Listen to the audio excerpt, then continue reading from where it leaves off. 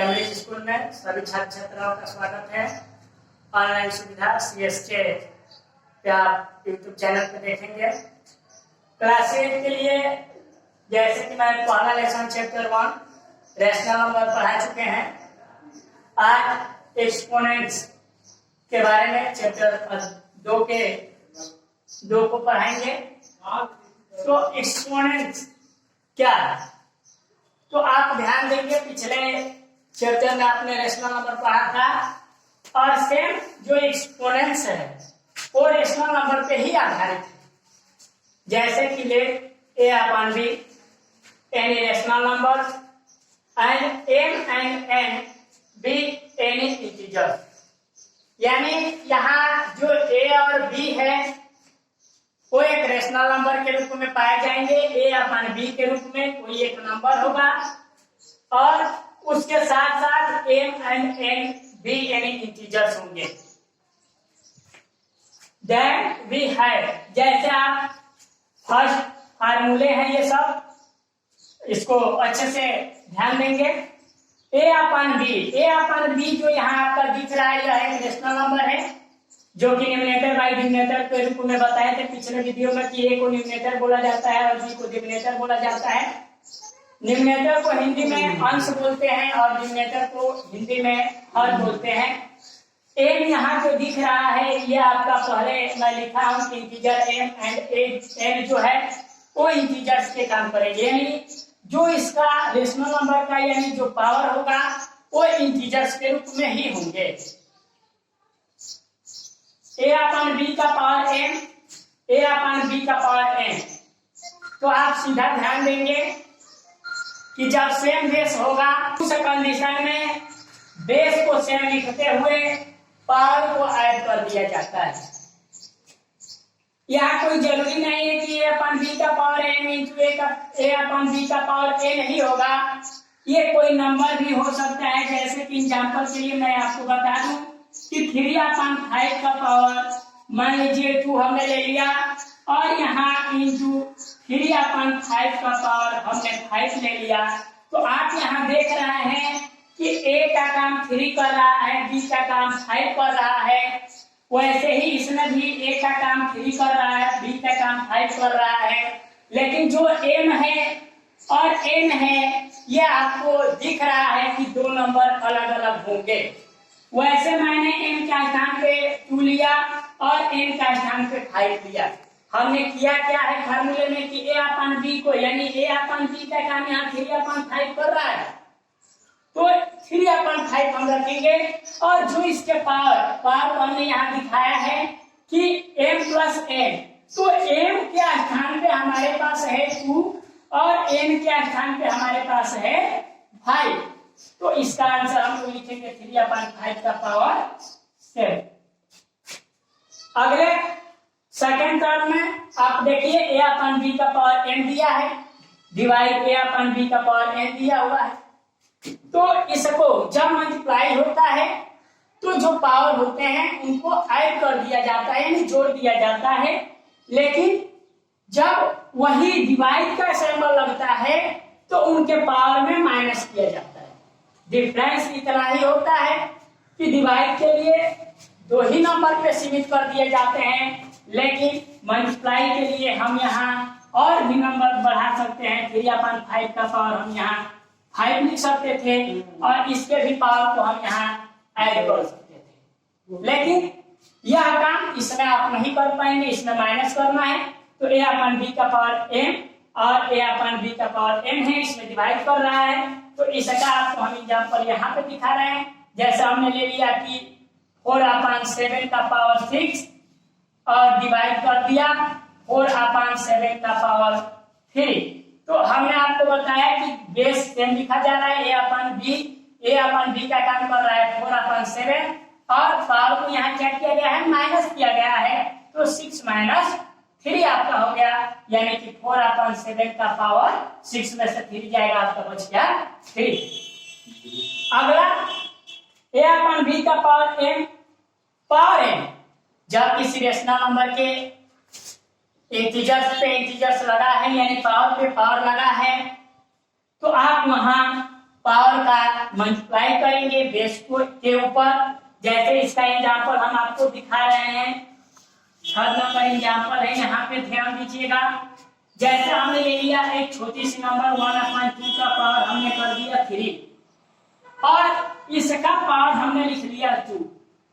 यानी यहाँ पे आपको दिख रहा है कि किसी नंबर, कोई नंबर है जो रेशनल नंबर के रूप में बना हुआ है, यानी a/b के टर्म में है और उसके पावर और उसके भी पावर लगे हुए हैं। तो मैं आपको यहाँ दिखाया था कि जब कोई रेशनल नंबर का पावर और फिर पावर हो तो हम सीधा रेशनल नंबर के ऊपर यानी जो नंबर है उसके ऊपर उसके पावर का मल्टीप्लाई करते हैं। इसलिए हम यहाँ पे करेंगे 1/2 और 3 × 2 यानी 1/2 का पावर आपका हो गया 6। अब थोड़ा सा हम एग्जांपल समझाने के लिए इसको इरेज करते हैं, आप घर पे इसका प्रयास करिएगा। देंगे कि a/b इंटू c/d का पावर 8, यानी नंबर का जो रेशनल नंबर है वो सारे नंबर चेंज है और उसके पावर सेम लगा हुआ है। तो इसके पावर सेम लगने का मतलब कि अगर इसको 2 टर्म में करेंगे तो हम ऐसे लिख सकते हैं और इसी बात को हम यहाँ लिख सकते हैं कि a का पावर m पावर b का पावर m इंटू c का पावर m अपॉन d का पावर भी m।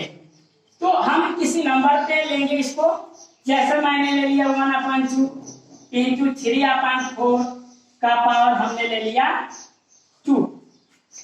यहाँ पे आपको a b c d और m दिखा जो लेटर के द्वारा आपका फार्मूला संबोधित किया गया और इस चीज को नंबर पे हम लोग सॉल्व करेंगे। 1/2 का पावर हम लोग 2 लिख सकते हैं जैसे आपने यहाँ किया और 3/4 के पावर भी हम लोग 2 लिख सकते हैं। उसके बाद यहाँ 1 का पावर हम 2 लिख सकते हैं और 2 का पावर 2 लिख सकते हैं इंटू 3 का पावर 2 लिख सकते हैं और 4 का पावर भी 2 लिख सकते हैं। इसको हम लोग सॉल्व करेंगे तो 1 का पावर, आप ध्यान दीजिएगा कि 1 का पावर कितना भी हो जाए उसका मान 1 ही आता है। उसका पावर 2 हो, 3 हो, 4 हो, 100 हो, 1000 हो, इंफिनिटिव हो, आप कोई भी मान इसके ऊपर अगर पावर के रूप में लेते हैं इंटीजर्स बनाकर तो उसका मान करेक्ट 1 होता है। लेकिन अगर 1 का पावर इंफिनिटिव की बात की जाए तो इसका मान नहीं निकाला जा सकता है। लेकिन जब इंफिनिटिव को हम दर्शा देंगे किसी इंटीजर के द्वारा तो यह मान निश्चित रूप से 1 हो जाएगा। यह आपका फॉर्मूला इस पे आधारित है कि यह इंटीजर से ही होना चाहिए। जो इंफिनिटिव बताया गया है वो इंटीजर्स होना चाहिए। अगर जो इंफिनिटिव है वो इंटीजर्स नहीं है तो उसका मान 1 नहीं आएगा। तो 1/, यहाँ 4 हो गया और आप यहाँ 9/16 हो गया। अब आप ऊपर से ऊपर और नीचे का नीचे मल्टीप्लाई करेंगे 9/16 ये आपका। देखिए अब हम ध्यान देंगे कि a/b यानी हमने बताया था कि जो पावर है ये इंटीजर्स है, यानी इंटीजर्स का मतलब कि यह पॉजिटिव भी हो सकता है और निगेटिव भी हो सकता है। आप यहाँ सारे वीडियो में आपने देखा पीछे कि सारे पॉजिटिव ही इंटीजर सभी तक आए। अब आपको पढ़ना है कि जब पावर रेशनल नंबर पे इंटीजर्स जो हो निगेटिव हो तो आप उसको कन्वर्ट करेंगे और रेशनल नंबर को जब रेसिप्रोकल कर देंगे तो उसके पावर जो होंगे वो माइनस से प्लस हो जाते हैं। आप यहाँ ध्यान देंगे जैसे कि 3/5 का पावर हमने ले लिया -2, तो इसको हम लोग पहला काम करते हैं रेसिप्रोकल, यानी जो रेशनल नंबर है उसका रेसिप्रोकल करेंगे यानी 5/3 आएगा।